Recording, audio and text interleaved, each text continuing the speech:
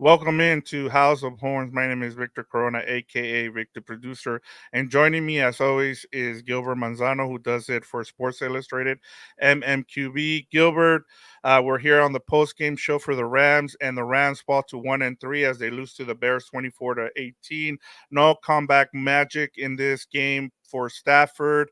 An up and down game for the Rams here. Just some things look good, some things didn't. Just wanted to get your quick takeaways of this loss to the Bears. Yeah, well, first of all, hopefully Rams fans are over the ugly loss and come join us here on House of Yes. Horns. If you can't get over it, that's okay. We'll give you some time, watch the replay, comment then. But yeah, I forced Victor to wait for me, and after an ugly loss like that, I'm wondering how many people are going to be on here, or how will they react. Maybe it's okay. You get to cool off. You don't get to Yes. overreact from being 1-3, but I gotta say I'm not too surprised. Not because I kept saying like, oh, I hate how people always favor Sean McVay and they're gonna take the Rams. I know you saw more Bears prediction. I feel like I saw a lot of Rams prediction, and that was kind of like Yep. a red flag. But I'm not too surprised. We mentioned it in a House of Horns. Sluggish outing, a team dealing with injuries, coming off a high from doing everything they can to beat the 49ers. Like it just felt like a trap game. And they still kind of hung around, because the Bears have their own problems offensively. It felt like a typical Bears game where good enough defense. You kind of scraped the bottom of the barrel for the offense there. You probably watched that game more than I did. It was Yeah. ugly, but I know DeAndre Swift did something there. Caleb Williams was making enough plays at the end to extend plays, and that's going to be the issue there for the Rams. Is the defense? I think we know by now that Chris Shula's defense is not doing well. I don't want to say not good. It's still early, but we are in the first quarter mark of the season. But it just felt like to kind of summarize it in a simple term, it felt like the injuries caught up to them. Like when you needed Puka Nakua Yeah. and Cooper Cup, it felt like okay, you needed those guys. Even the guys on the offensive line, it just seemed like okay, after everything that went perfectly in terms in SoFi against the 49ers, it felt like it just kind of was like, okay, you needed a little bit of a letdown. But yeah, I am curious to see how people react to this one.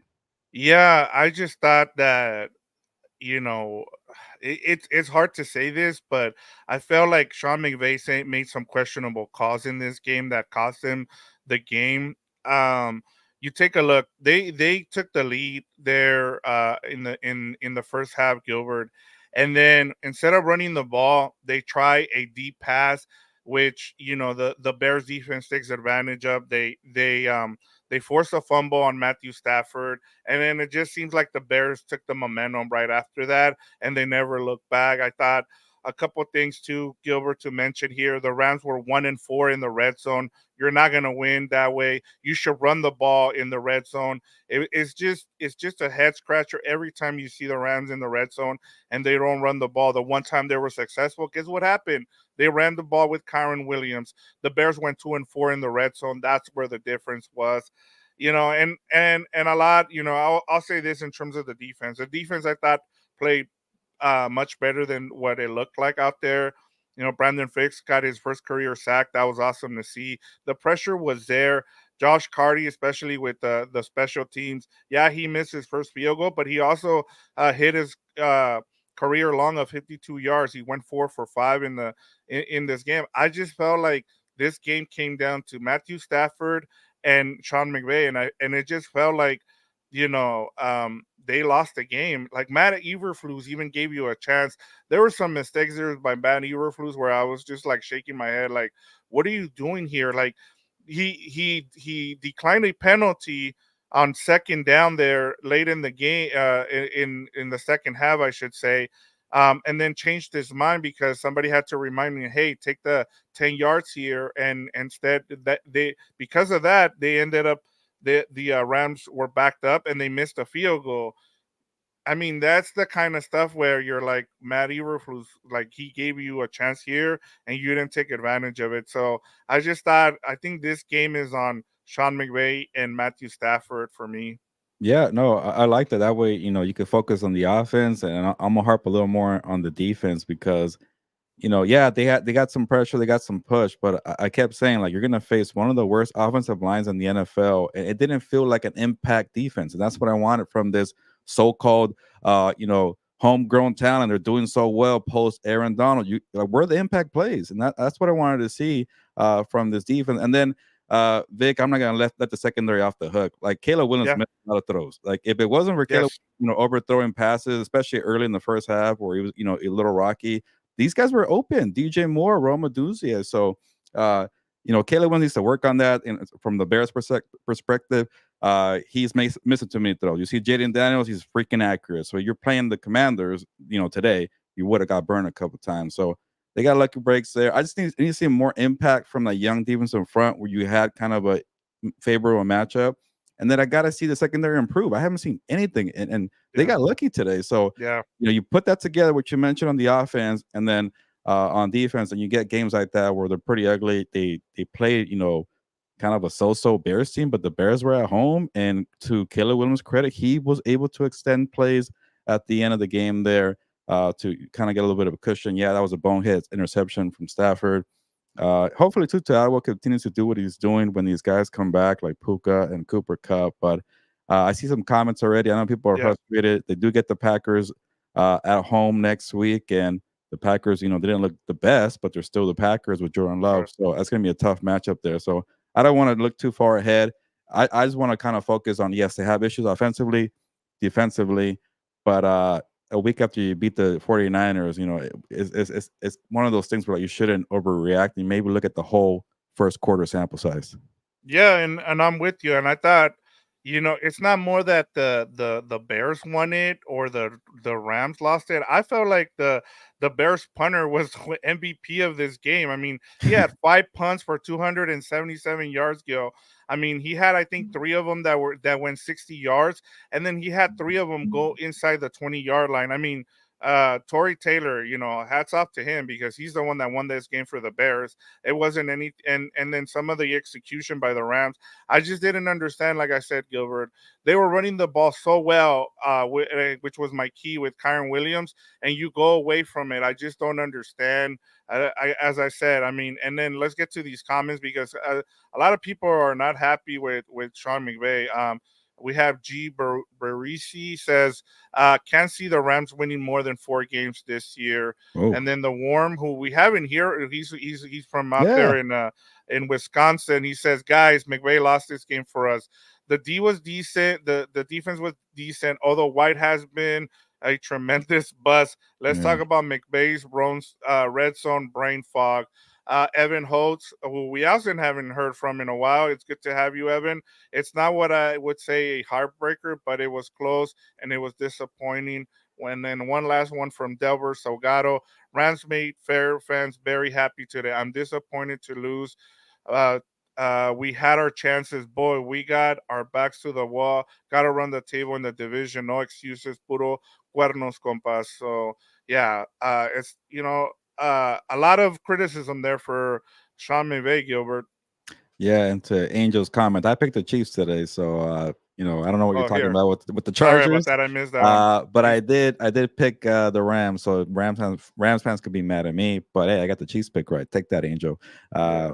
But yeah, it's a long season, but I do understand that when you get to the first quarter mark, issues become real. They're not like a one-time thing, and you know the Bears just have a way of making games ugly and boring, and that's why I'm like, you know Yeah. what, Vic, you could I maybe told lead you this guys. conversation here. Yeah. But go ahead if you want. I'll make a point there. Yeah, and it was a terrible game, and they made it ugly, and we talked about this. We knew this was going to be the thing that happened. I mean, Matthew Stafford went 20 of 29 for 224 yards with one interception.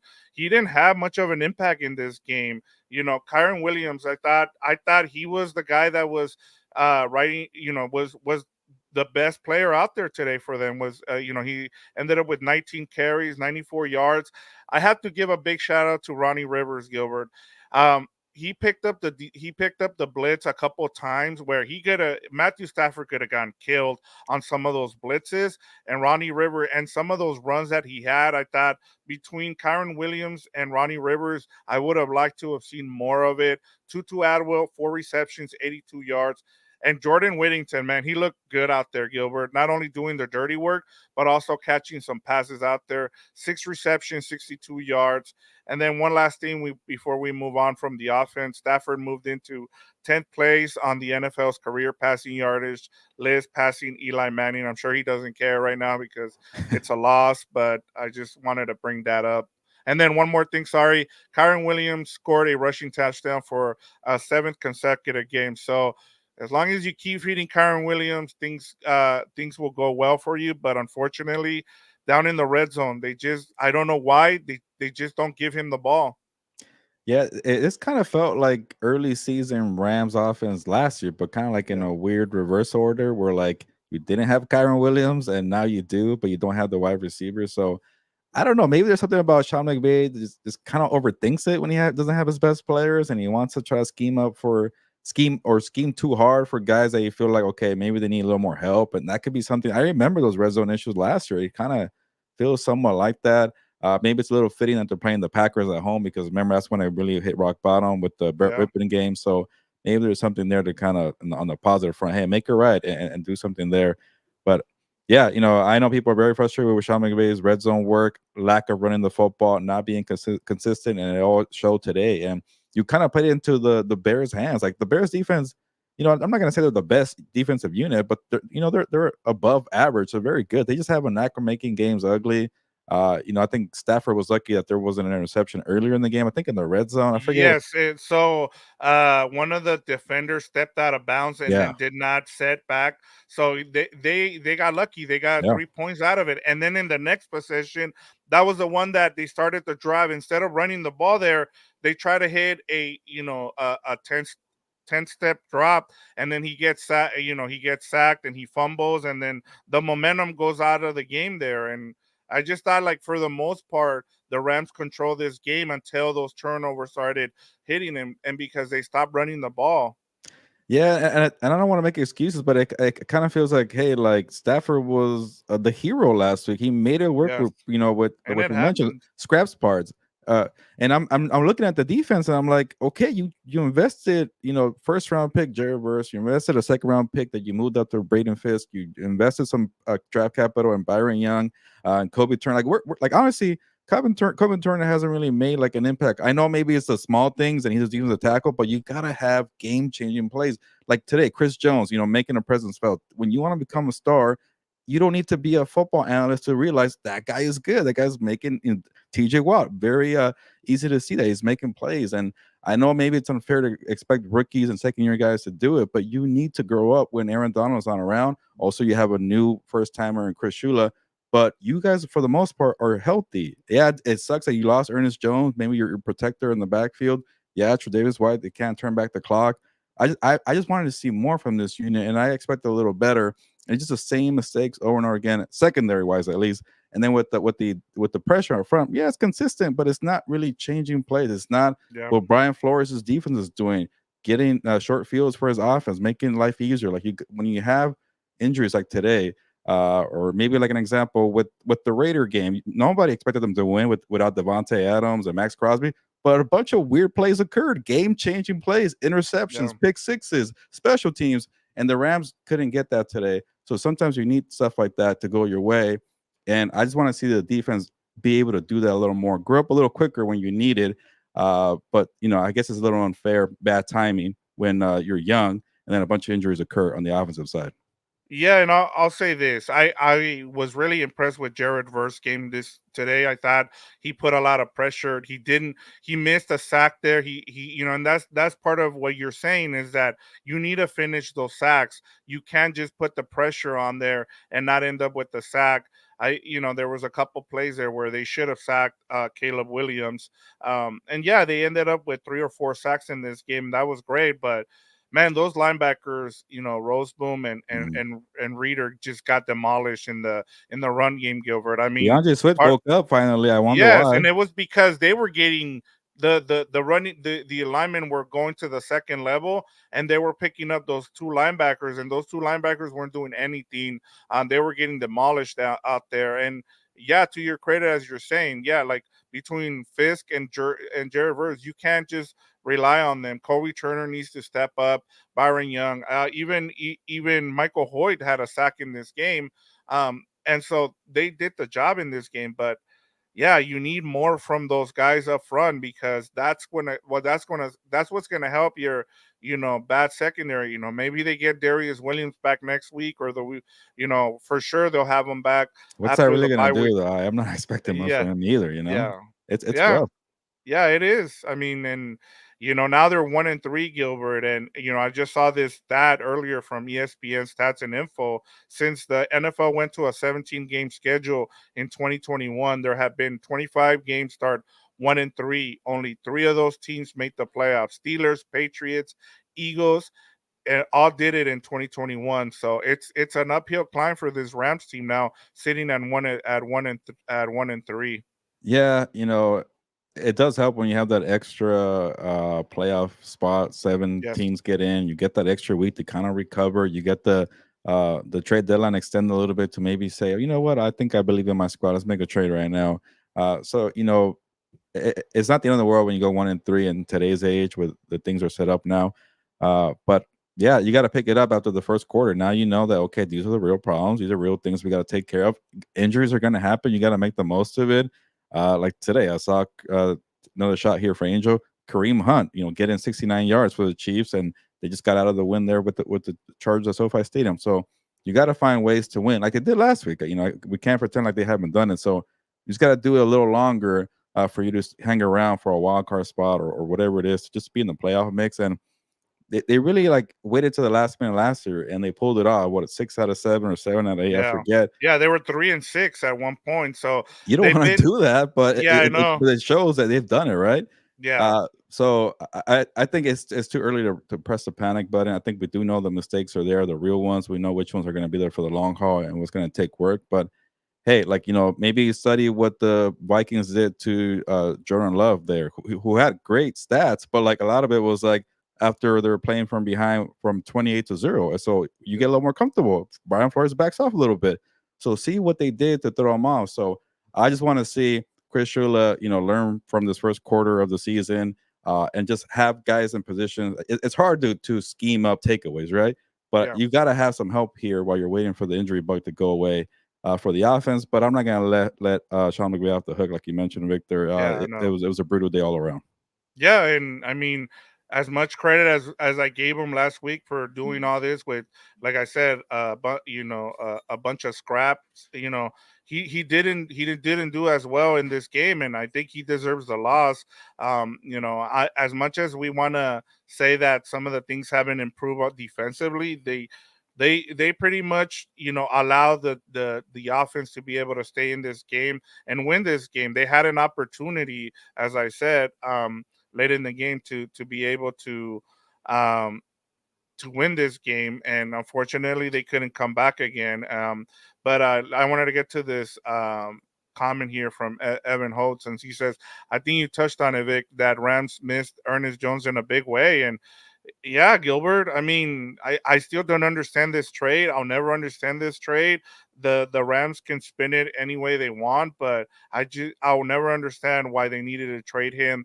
You still had him for another year. There was no reason to go ahead and trade him.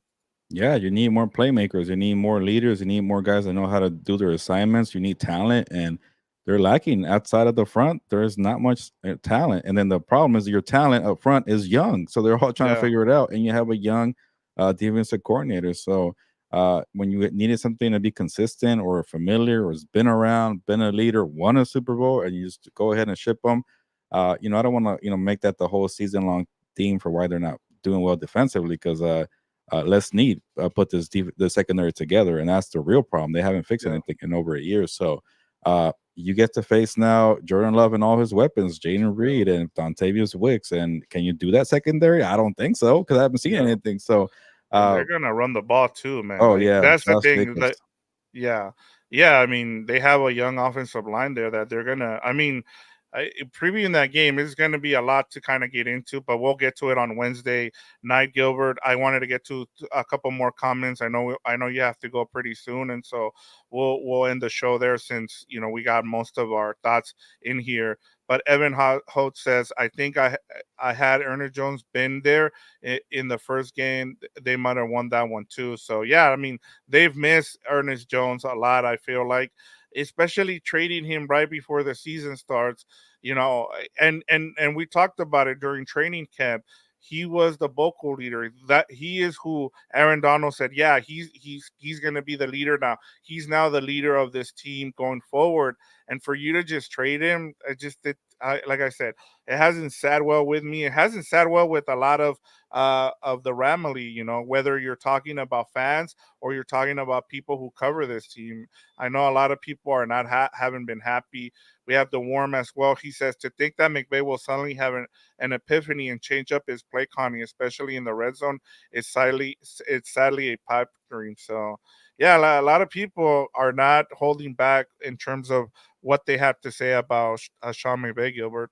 Yeah, you got to fix your resume problems very quickly, and you can't wait for the bye week to figure that out. Because you want to go into the bye week 2-3, not 1-4, and that's when you start feeling the pressure. So, we'll see. But yeah, it's not a 1 year or 1 game thing with Sean McVay in the red zones. It's been over a few years now.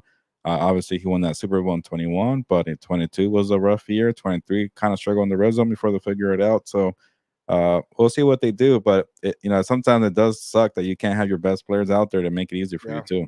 Yeah, but at the same time, we give him all the praise, and it's okay to criticize him, especially when he comes up short like that and he makes some, mistakes in terms of his play calling or, some of those things that don't go their way. I mean, I understand it. It's okay to criticize him. He was not good, and a lot of the times he puts it on him. He puts the blame, and he'll say, hey, this loss was on me, and we just feel like that today that was on him, Gilbert. I thought today he said his team was making a lot of mistakes and not having discipline. So maybe a little bit of the blame's on you guys today. I don't. Oh wow. I really took a quick glance at the quotes there, saying that yeah, I don't recognize his team and they weren't disciplining a lot of mistakes. So I don't know. Maybe he's feeling the frustrations too.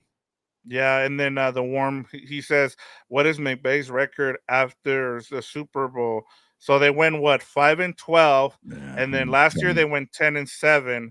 So it's you kind of add the even, but so yeah, yeah, it's about a or worse. 500 record. Yeah, Yeah, if you're counting this year too, it's definitely not a winning record, but 22 and 23 kind of even now. But yeah, I right. get what you're saying. Yeah, so it hasn't been a and I mean they're pretty much rebuilding on the run. I mean, last season he did a great job what they were able to do. I think now, you know, falling to 1-3, I think you have to look at this going forward, Gilbert, as we give our final thoughts. I think you have to look this as a month to month thing. You got to see how you do in October. You went 1-3 in September. Now you move on to October and you try to go 3-1, 2-2. Try to get yourself back. And I think part of it too, Gilbert, is now you get the bye as well after this Packers game, and you hope that you win that game, you get to 2-3, and then you go into the bye feeling good. So I think that would be my final thoughts in terms of, hey, you put this game and you learn from it, and now you get ready for a Packers team who's going to be angry, and they got Jordan Love back, and so it's going to be a tough game, especially when you know that SoFi is going to be invaded by Packers fans. Yeah, it's probably way too early to start thinking like standings and seedings, but like that NFC North is going to be competitive. Might get 3 teams there. You see the Seahawks being 3-0. The 49ers are starting to wake up where they covered against the Patriots there. They Yeah. dominated. So yeah, at some point you got to feel the heat a little bit. I don't think we're at that point, but I got to keep repeating myself. Like now that you're at the first quarter mark, you know what your real problems are. You know who you are, and they're definitely not a winning team right now. You got to look past the injuries. You got to grow up quickly on defensively. You got to do better as a coach, Sean McVay, Chris Shula. So things like that. But on top of my head, I'm really kicking myself for not picking the Commanders to be in the NFC playoffs because the Cardinals, the Bears, and the Bears don't look good right now. But the Bears are 2-2. Yeah, and the NFC, honestly, nobody's gonna run away with it, Gilbert. I mean, nobody's saying the Vikings are the contender. They're 4-0, but nobody's gonna be saying, oh yeah, they're a legit Super Bowl contender. And so the NFC is wide open, so you still have a shot.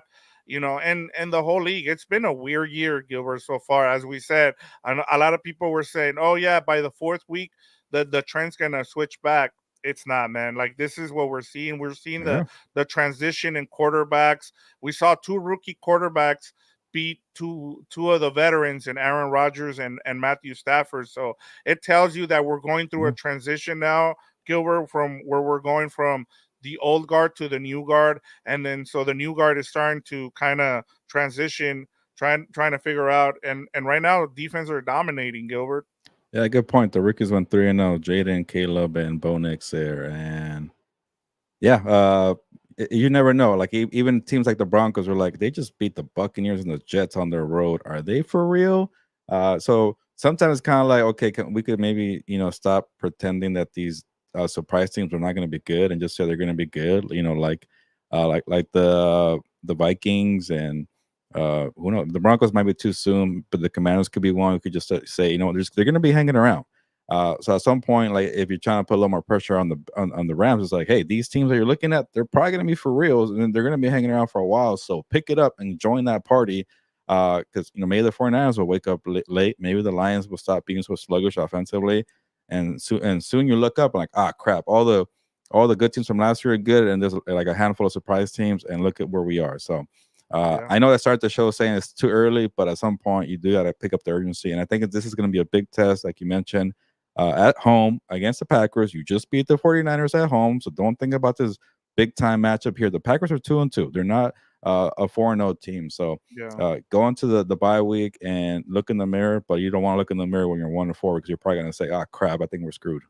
Yeah, and I'll go back to it. I mean, I'm not trying to be positive in terms of like, hey, I'm trying to, make you guys feel better, but the NFC is wide open. There's not like teams running away from, this conference, and a team is probably going to get in there, Gilbert, at 9-8, 10-7. So Yeah, you still have an opportunity to, and then the Eagles are two. What are they? 1, 2, and 2, I think. 2-2. Yeah. So The Saints who started hot, they're 2-2. two. Yeah, exactly. So I mean, like I said, I just don't think that.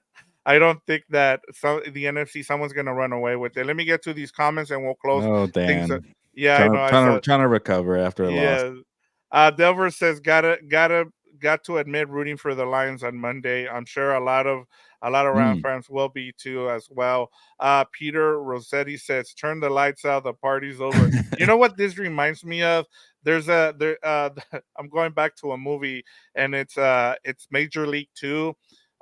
There's a guy who just for the Indians. He's like one of the fans. He's just like, I'm done with this team. They're never gonna win anything, and he just gives up. He's like, turn off the lights, the party's over, and he's like, let's just go. And then it's not till he sees the Wild thing, finally show up as himself, that he's like, okay, we're back now. I think this is what it reminds me of. And the Worm says, I went to the Vikings Texans game last week, and the Mm. Vikings look complete.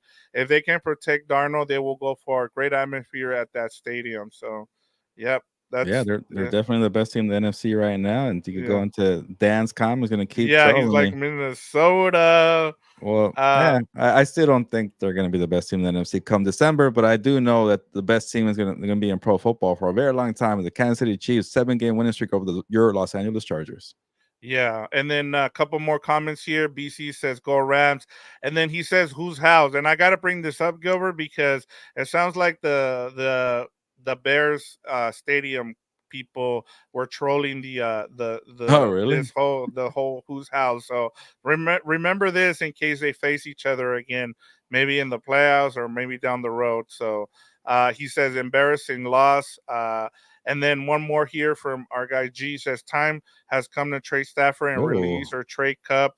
you can get a few picks and free up cap space. That could So definitely be a scenario if things yeah, don't pick up very soon. That's yeah, actually a good thing, but we won't think about that just yet yes, yeah. fully. But yeah, it's in the back of my mind. I like that. Do you have a 12 pack player of the game for this? You can even go with a Bears guy if you don't feel like anybody from the Rams did anything. No, I go with a guy that you mentioned, and I go with the two wide receivers. It's a tough ask, to Yeah. beat Puka and Cooper Cup, but you're making plays for Matthew Stafford to give him a chance. Tutu Atwell, Jordan Whittington, like you mentioned, Jordan Whittington. Hopefully, he finds a role when those guys come back because he's doing the dirty work, like you said. Yes. I think he had maybe the most receptions today. Tutu Atwell had the most yards, so that's 2 games in a row where they're making enough plays to help out. They're gonna need a lot more plays if you find yourself in a shootout with the Packers, but at least in the back of your mind, these guys have been answering the call, and maybe you do have a fighting chance there against an explosive offense like that. Yeah, and it's been disappointing to see Demarcus Robinson. I thought Yeah, he was gonna thrive in with those guys gone, and I think he's been a major disappointing this I think he season. needs those guys to do Yeah, something. he needs those guys in order to thrive in this offense. The Worm says Kyron had a nice games, and then G says Rams should reach out to Miami and Indy now while their QBs are hurt. Best Mm, returns are right now, so we will see. I don't think they're gonna punt on the season yet. I think you want to wait till after the where you're at after the bye week and then go from there. I mean, and then that's part of the reason why um they push back the trading deadline, Gilbert, to week 10, so you'll have enough time, and you'll get the same return now that you will by week 10 if that's what you decide to do. So there's no reason to do it now.